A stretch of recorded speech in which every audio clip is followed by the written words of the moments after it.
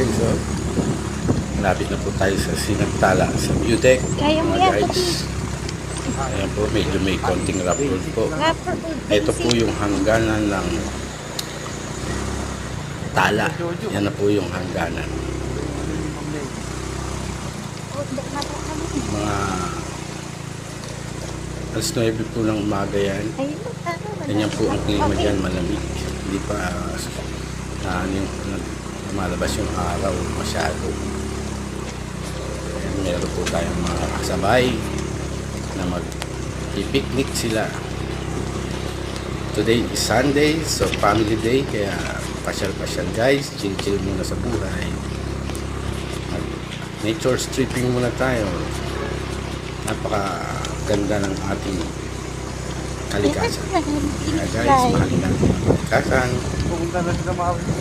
para may manahin pa ang ating mga next generation.